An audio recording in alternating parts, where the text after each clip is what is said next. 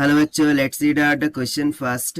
A narrow stream of monoenergetic electrons falls at an angle of incidence theta equals to 30 degree on the natural facet of an aluminium single crystal.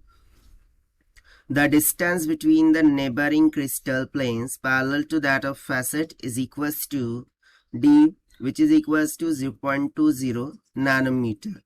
सो यहाँ पर एक nano beam है, nano stream है, ठीक है।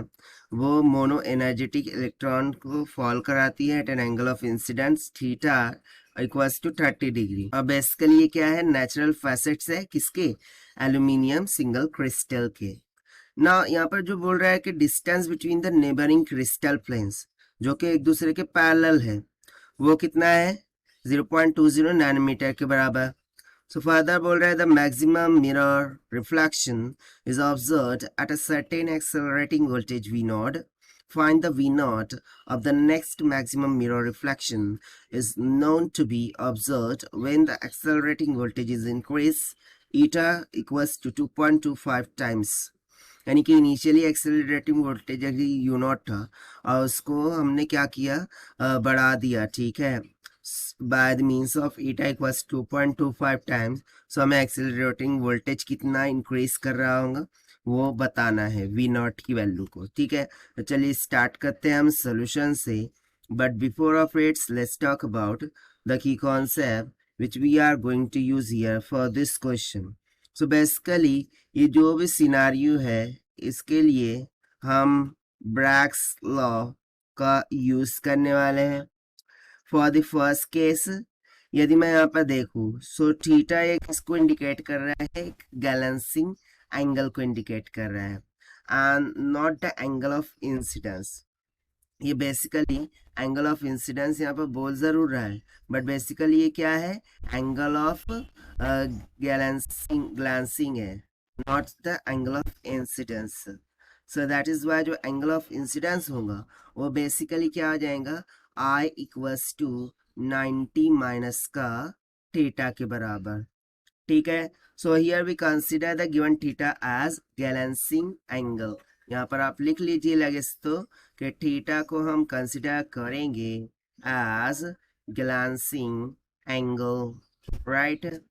Now we know the Bragg's law. Bragg's law के according एक relation होता है कि 2d sine of theta this should be equals to n naught lambda, जो कि फर्दर क्या लिख देते हैं हम, एन नॉट, और लैम्डा की वैल्यू ये हमें मिल जाती है 2πh डिवाइडेड में अंडर रूट में 2 times of M E V naught के इक्वल, जब हमें एक्सेलरेटिंग वोल्टेज के बारे में यहाँ पर कुछ इंफॉर्मेशन दी होंगी उस टाइम पर, ठीक है ना। यहाँ पर इन नॉट आप देखेंगे so it is an unknown integer for next integer voltage, यानी कि पहला देखिए हमें पहला accelerating voltage V not given था, अब जब हमने दोबारा ऑब्जर्व किया सो उसे वो इंक्रीज हुआ है 2.25 टाइम्स से, so new accelerating voltage calculate करना था। सो उसी की क्वांटिटी को दर्शाने के लिए एन नॉट ये कांस्टेंट होता है और इंटीजर होता है for the next higher voltage, वहीं यहाँ पर उसका बोलने का मीनिंग है। बेसिकली नेक्स्ट हायर वोल्टेज के लिए जो एन नॉट होता है इसको हम लिखते हैं that should be equals to the N naught plus 1 divided में अंडर रूट में ईटा, ठीक है।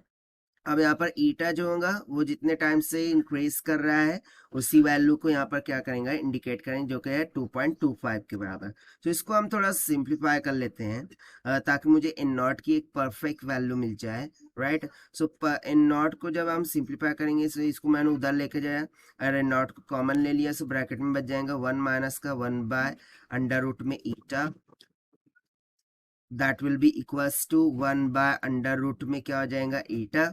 और फर्दर इसको सिंप्लीफाई करते हैं सो इन नॉट की वैल्यू यहाँ से निकल के आ जाएगी 1 बाय अंडर रूट में ईटा माइनस का 1 हो जाएगा, ठीक है। अब इस वैल्यू को हम यहाँ इस फॉर्मूले में सब्स्टिट्यूट करेंगे, दैट इज ब्रैग्स लॉ फॉर्मूले में in the place of N not.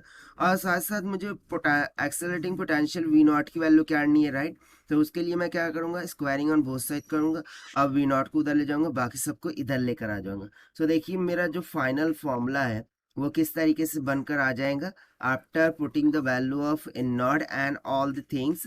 So it will comes out to be, ये निकल के आ जाएगा एच का स्क्वायर, ओके, पाई का स्क्वायर इंटू एच का square divided by 2 times of m into e into d का square sine square of theta के बराबर। और बाकी यहाँ पर ब्रैकेट में क्या रहेगा, 1 बाय अंडर रूट में ईटा माइनस का 1, ठीक है। और इसका क्या होगा, बेसिकली होल स्क्वायर होगा, इसका क्या है, होल स्क्वायर है। सो यहाँ पर ये रूट में सिर्फ ईटा होगा, नॉट 1, ठीक है। यहाँ पर ये सिर्फ ईटा रूट में होगा। सो देखिए अब हमें सभी की सभी वैल्यूज गिवन थी, that is D is equals to 0.20 nanometre के बराबर। उसके बाद थीटा का मान हमें गिवन था 30 डिग्री के बराबर। उसके बाद ईटा ये हमें गिवन है 2.25 के बराबर। और उसके बाद h इज इक्वल्स टू क्या है, 6.6 इंटू 10⁻⁻34 है। और जो मास ऑफ इलेक्ट्रॉन होता है वो तो हमें पता है 9.1 into 10⁻31। And rather than this यहाँ पर E भी तो देखने को मिल रहा है। सो E क्या है, चार्ज ऑफ इलेक्ट्रॉन, जो कि होता है 1.6 इंटू 10⁻19 कूलम के बराबर। सो इन सभी वैल्यूज को हम यहाँ सब्स्टिट्यूट करते हैं ताकि हमें आंसर मिल जाए।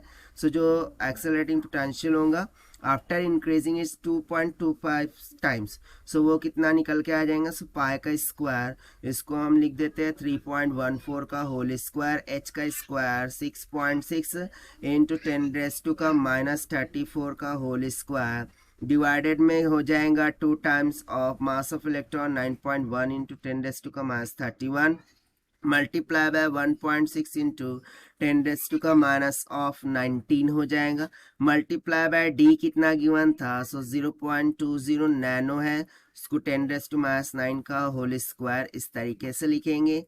उसके बाद साइन स्क्वायर ऑफ थीटा यानी कि साइन ऑफ 30 का होल स्क्वायर, फिर इन ब्रैकेट क्या आ जाएगा 1 बाय अंडर रूट में 2.25 माइनस का 1 और इसका क्या है होल स्क्वायर। तो जब आप इसको सिंप्लीफाई एंड सॉल्व करेंगे तो यहाँ से बी नॉट का मान निकल के आ जाएगा 0.150 इलेक्ट्रॉन वोल्ट के बराबर, ठीक है। और देखिए यही हो जाएगा हमारा आंसर फॉर दिस क्वेश्चन जो कि हमसे पूछा गया था। And this we have found by using the concept of Bragg's law. So this is the required solution. I hope you understood well. Best of luck. Thank you.